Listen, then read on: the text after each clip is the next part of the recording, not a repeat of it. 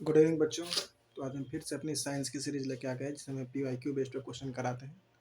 आप लोग के ग्रुप डी के एग्जाम का डेट आउट हो चुका है, अनाउंस हो चुका है, ठीक है। जैसे कि हम आपको साइंस प्रैक्टिस तो करा ही रहे हैं। एलपी में पूछे गए जो हाल फिलहाल के क्वेश्चन है प्रीवियस, उसे जो इम्पोर्टेंट फैक्ट है उसको भी हम साथ में क्लियर करा चलें। जो इम्पोर्टेंट फैक्ट्स है उसको आप नोट करते रहें, ठीक है। चलिए देखिए, जो हमारा ये एग्ज़ाम हुआ था 25 नवंबर 2024 को, ये सेकेंड नहीं, ये थर्ड शिफ्ट है। सेकेंड शिफ्ट हमने करा चुका है, ये थर्ड शिफ्ट है, ठीक है। चलिए क्वेश्चन देखते हैं।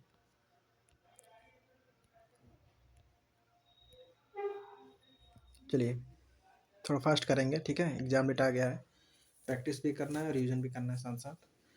पारिस्थितिक तंत्र के किस जैविक घटक की संख्या सर्वाधिक होती है? तो देखिए इसमें होता है संख्या अधिक किसका? उत्पादक का। एक उत्पादक जो हमारा होता है, ये क्या होता है? खाद्य श्रृंखला का आधार होता है। उत्पादक, उत्पादक में जैसे आएंगे कौन? छोटे पेड़ पौधे, शैवाल, साइनोबैक्टीरिया,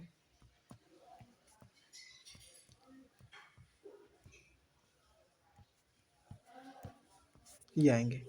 लेकिन जो आंसर किया है था आरआरबी की साइड से, उत्तर कुंजी का, जो उत्तर कुंजी बोलते हैं मेन आंसर की, इसमें क्या किया था? इसमें तृतीय उपभोक्ता का आंसर सही माना था, लेकिन इसका रियल आंसर क्या है? उत्पादक होगा इसका रियल आंसर, जो खाद्य श्रृंखला का होता है। क्योंकि ये ऐसे उत्पादक, ऐसे जीव होते हैं हमारे, जो प्रकाश संश्लेषण लेके, ठीक है, और ये खुद का ग्लूकोज जैसी यौगिक बनाते हैं अपनी एनर्जी के लिए। जैसे हमारा शैवाल हो गया, पेड़ पौधे हो गए जिसमें फोटोसिंथेसिस होता है, ये क्या करते हैं? खुद ग्लूकोज बनाते हैं, ये खुद ग्लूकोज कंपाउंड ये बनाते हैं। तो पारिस्थितिक तंत्र में जैविक घटक की संख्या सर्वाधिक होती है किसकी? उत्पादक की। क्योंकि उत्पादक जो है हमारे खाद्य श्रृंखला का मेन आधार होता है, ठीक है। चलिए नेक्स्ट क्वेश्चन।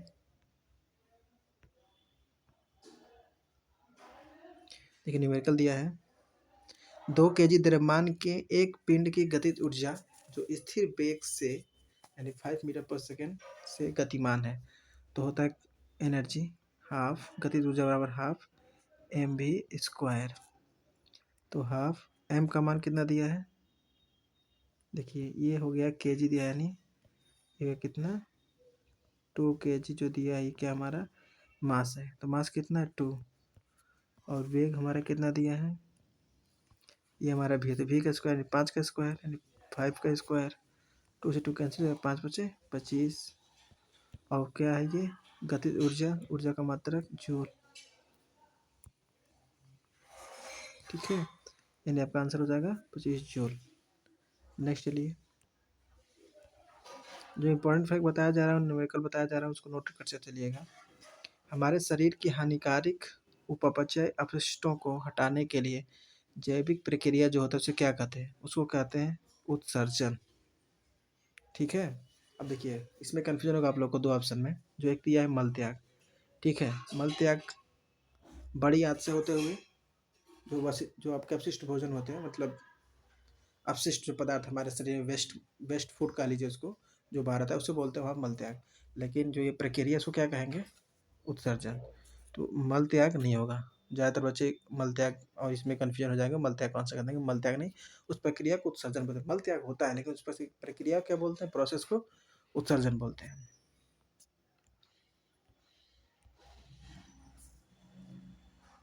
नेक्स्ट देखिए, दर्पण द्वारा प्रतिबिंब निर्माण में शामिल परिघटना क्या है?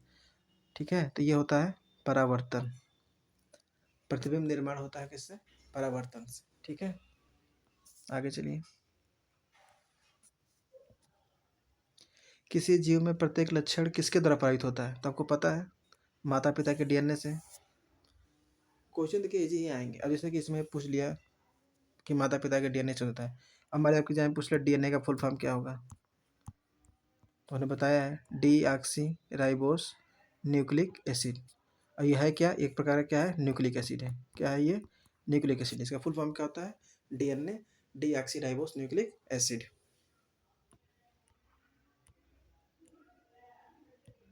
निम्नलिखित में परमाणु द्रव्यमान का मात्रा क्या है? तो इसको क्या लिखते हैं?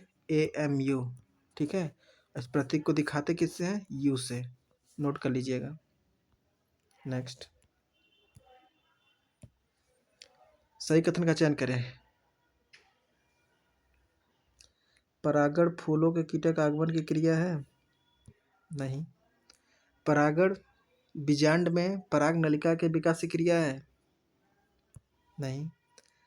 परागण परागणों के अंकुरण क्रिया? एकदम नहीं। परागण परागकणों का पुंकेसर से वतिकाग्र तक स्थानांतरण होता है। जैसे हमने पुंकेसर बना दिया, ठीक है, ये देखिए, ये क्या हो गया? हमारे फॉलन ग्रेन्स हो गया, इसे क्या बोलते हैं? परागकण। और ये हो गया मेरा पुष्प का मादा भाग। ठीक है, अब देखिए, ये पराग के कण किसी माध्यम से हमारे कहाँ पे आ गए? वर्तिकाग्र तक। ठीक है, तो ये जो मेरा होता है ये ट्यूब, ठीक है, वर्तिकाग्र तक स्थानांतरण होना ही क्या कहलाता है? परागण। तो ये पराग कण का वर्तिकाग्र तक आना ये कहलाता है परागण। ये जो दिया है परागण कहलाता है ये। यानी कि जो मेरा ये प्लांट का मेल भाग है, ठीक है, यहाँ से पराग जो कण यहाँ बने हुए हैं पराग कण, ये पराग कणों का मादा पुष्प के वर्तिकाग्र तक जो पहुंचने का प्रक्रिया, पूरा पहुंचना या स्थानांतरण होता है, डिस्प्लेसमेंट जो वहाँ तक होता है, हमारा ट्रांसफर होता है पराग कणों का, वो कहलाता है क्या? परागण। नेक्स्ट चलिए, जब किसी वस्तु को 10 सेंटीमीटर की फोकस दूरी अवतल दर्पण के सामने रखा जाता है, फोकस F का मान 10 सेंटीमीटर, तो दर्पण के सामने 20 सेंटीमीटर दूरी पर प्रतिबिंब बनता है। भी दिखाते हैं प्रतिबिंब को 20 सेंटीमीटर। तो पूछा क्या है? वस्तु की दूरी, यानी कि U का वैल्यू पूछा है। तो दर्पण फार्मूला क्या होता है? 1/f बराबर 1/v प्लस 1/u। तो 1/f माइनस में लेते हैं, अवतल दर्पण है, माइनस में लेंगे, यानी माइनस का 10। भी क्या होगा? माइनस में होगा। ठीक है, वास्तविक प्रतिबिंब। अब 1/u, चलिए इसको सॉल्व करिए। हो जाएगा 1/u इज इक्वल माइनस का 1/10 प्लस 1/20। ठीक है, एलसीएम में कितना होगा? 20 होगा। ये हो जाएगा -2, ये हो जाएगा मेरा प्लस का 1, यानी कि u बराबर कितना आ जाएगा? ये -1 हो गया, यानी कि माइनस का 20। ये क्या होगा? आपका राइट आंसर होगा। ठीक है, देखिए इसको करते कैसे हैं, पहले इसको आप फार्मूला एक बार समझ लीजिए।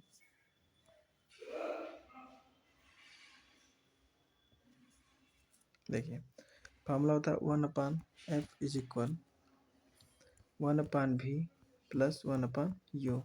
ठीक है, अभी क्या है? अवतल दर्पण है, तो हम क्या करेंगे? f को माइनस में लेंगे, यानी 1/-10 हो जाएगा, और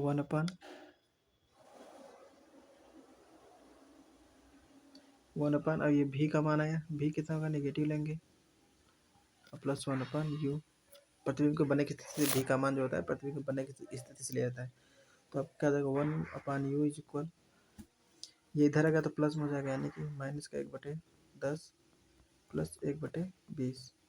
फिर हो जाएगा आपका 1/u इज इक्वल, ये हो गया आपका कितना? 20 हो गया।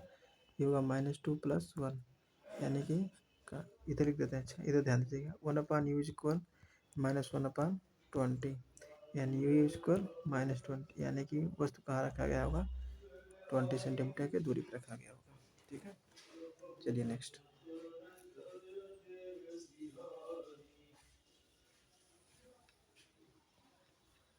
निम्नलिखित में से कौन सा पायस इमल्सन का उदाहरण है?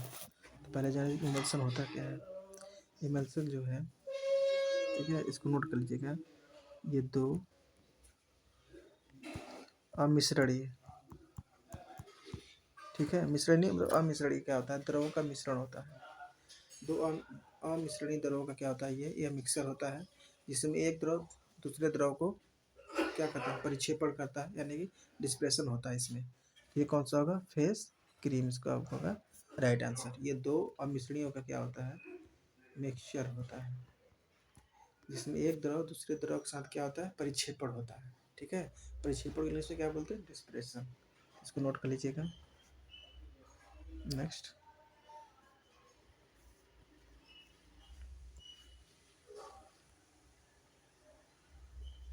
देखिए क्या दिया है। एक बंद परिपथ में 50 सेकेंड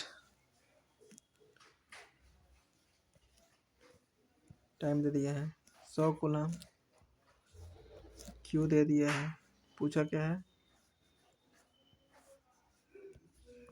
आई का मान पूछा है। क्या जानते हैं फॉर्मूला, क्यू बराबर आई इंटू टी। क्यू का मान कितना है 100, आई निकालना है, टी का मान कितना है 50। कितना हो जाएगा, आई इक्वल 2 एम्पियर। ठीक है, अब आई क्या, एम्पियर क्या है, धारा का मात्रक, ईसाई मात्रक। नेक्स्ट, कार्बन अपने सभी अपरूपों में ऑक्सीजन के साथ जलकर क्या देता है, ये तो कोई बता दें। एस को जब O2 के साथ जलाएंगे तो क्या बनेगा, CO2 यानी कार्बन डाइऑक्साइड।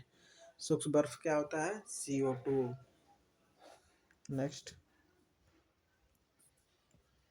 जाइलम कार्य क्या होता है, देखिए जाइलम काम होता है जल और खनिजों को चालन करना। अब देखिए जाइलम लिखा है ना, जाइलम ज आ रहा है इसमें, यानी क्या करेगा ये जड़ों से जल और खनिज का चालन करेगा। आखिर में पेड़ हमारा ये लगा हुआ है, ठीक है, समझ लीजिए इसको।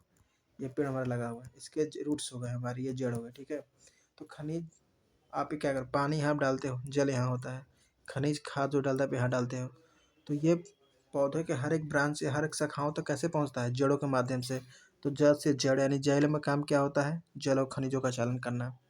ठीक है, ऐसे ही फ्लोएम होता है, फलों तक पहुँचाना, फ्लोएम। चलिए नेक्स्ट,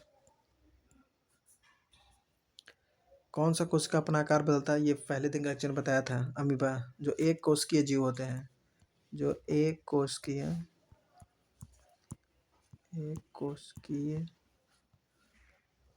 जीव वो जो होते हैं, ये अपना आकार क्या करते हैं, हमेशा बदलते रहते हैं। ठीक है, चलिए नेक्स्ट,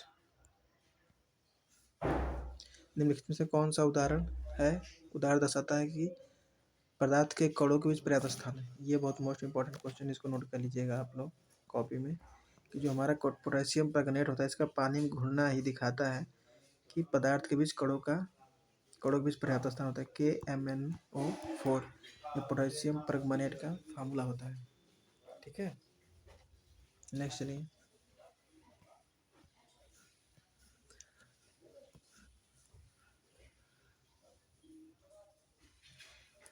Fe3O4 बनने के लिए आयरन के 3 अणु के साथ आयरन के 3 अणु ले लीजिए, यानी कि आपको हो जाएगा 3Fe प्लस, कि जल के कितने अणु लेने होंगे, जल के 4H2 अणु लेते हैं, जल के 4 अणु लेते हैं।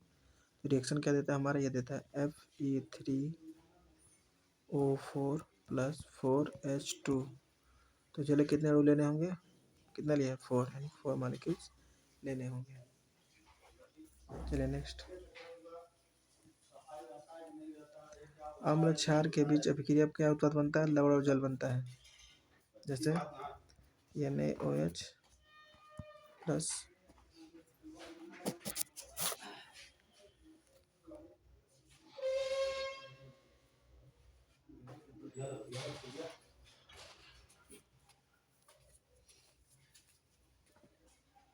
मैदान में ले जा बच्ची, ये लड़का मैदान में ले जा, रिएक्शन करेंगे क्लोरीन से, क्या बनेगा ये NaCl प्लस H2O। ये मेरा क्या आ गया, लवण हो गया, और ये मेरा क्या हो गया, जल हो गया। ठीक है, तो ये क्या है मेरा अम्ल। अम्ल की अभिक्रिया जब हम क्षार के साथ कराते हैं, ठीक है, एक मिनट रुकिए, पानी पी ले थोड़ा, गला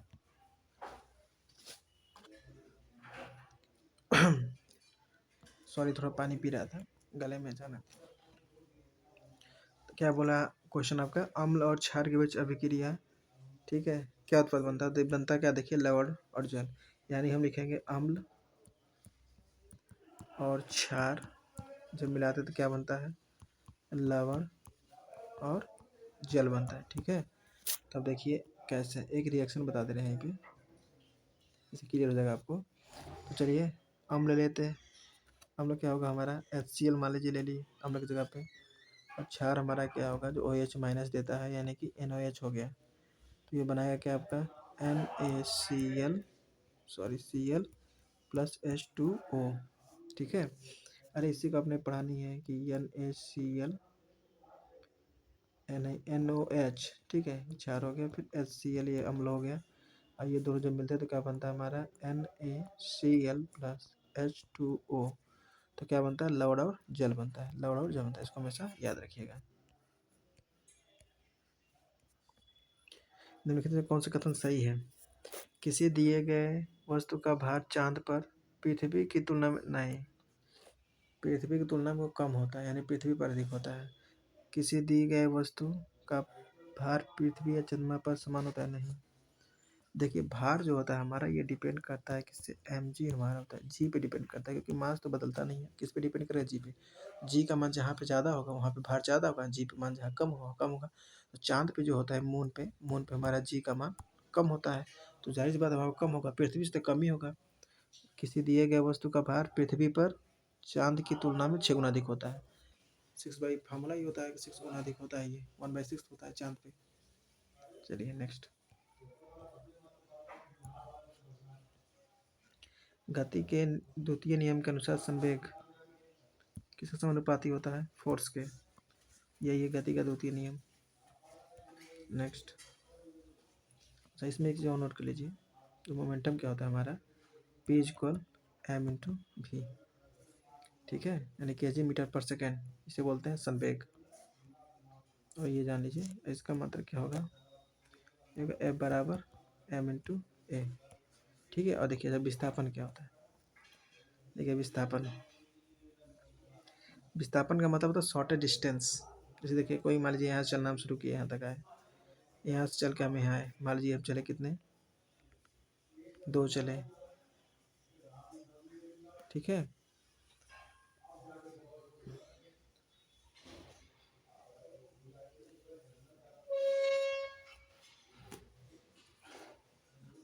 यहाँ से यहाँ तक आए, ठीक है।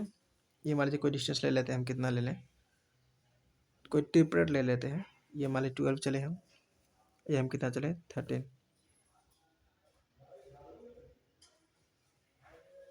ठीक है।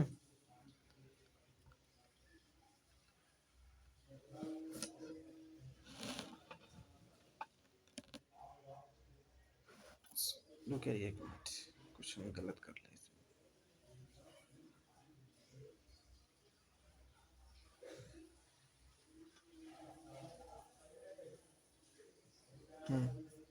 वो एक्चुअली हम ट्रिपेट ले रहे थे, ट्रिपेट थोड़ा सा दिमाग से मिस कन्फ्यूज हो गया था। जैसे कि आप देखिए विस्थापन क्या हुआ, जैसे कि यहाँ चले हम, यहाँ से मान लीजिए हम चले कितना 5 किलोमीटर, यहाँ चले कितना 12 किलोमीटर। अब पूछे कि डिस्टेंस कितना चले हैं, तो हम कह देंगे कितना चले 5 से 12 यानी 17 चले। लेकिन यहाँ पे जो विस्थापन कितना चले, तो विस्थापन का शॉर्टेज डिस्टेंस, यानी कि देखिए यहाँ चलना शुरू किए थे, कहाँ गए यहाँ पे, यानी पहुँचे हम कितने यहाँ पे, ठीक है। तो कितना चले, तब ये पाइथागोरस थ्योरम से निकाल लीजिएगा, यानी 5 12 13 क्या होता है, ट्रिपलेट होता है, 13 चले।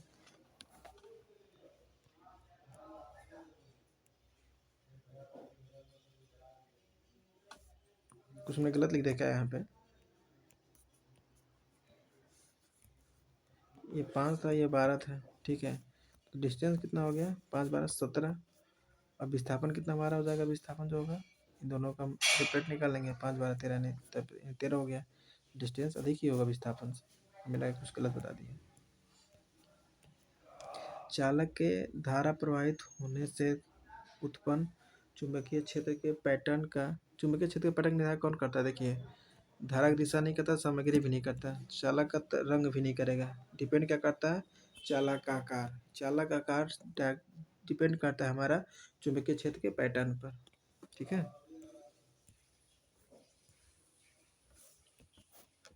अयस्क में मौजूद बड़ी मात्रा में अशुद्धियों जैसे रेत मिट्टी आदि क्या कहते हैं, जो अशुद्धियाँ होती हैं ना अयस्क में उसको हम गैंग कहते हैं, याद रखिए क्या कहते हैं अशुद्धियों को, अयस्क में जो उपस्थित अशुद्धि होते हैं जैसे रेत मिट्टी आदि से क्या बोलते हैं, गैंग बोलते हैं। चलिए आपका क्वेश्चन हो गया, हमने कितने क्वेश्चन किए, हमने 20 क्वेश्चन किए, 20 क्वेश्चन काफ़ी अच्छा एक्सप्लेनेशन किया, ठीक है। अब ये जान लीजिए जो भी प्रीवियस ईयर पेपर पूछा, प्रीवियस से पेपर पैटर्न पे ही आगे एग्जाम में क्वेश्चन आते हैं। बस होता है कि प्रीवियस पेपर मान लीजिए, जैसे मैंने यहाँ पूछ दिया आपसे कि बाहर पूछा है मान लीजिए एलपी एग्जाम में, ठीक है। अब हो सकता है इस एग्जाम में क्या पूछ दे अब वो कि बताइए मास बदलता है कि नहीं बदलता है, यानी कि जो टॉपिक हम पढ़ रहे हैं ना, मतलब पीवाईक्यू में, उसी जो इम्पोर्टेंट फैक्ट्स है ना, उसी से क्वेश्चन बनने आपके तय। ठीक है, चलिए तो क्लास यहीं पे स्टॉप करते हैं अपना आपका। ठीक है, ये साइंस का पूरा हो गया। डेली आपकी क्लास चलेंगे एग्जाम तक, ठीक है। और हो सकता है क्वेश्चन कल से क्वेश्चन और बढ़ा दिया जाए, क्योंकि एग्जाम डेट आ चुकी है। ठीक है, चलिए आराम से अपना रिवीजन करते रहिए। Very all the best.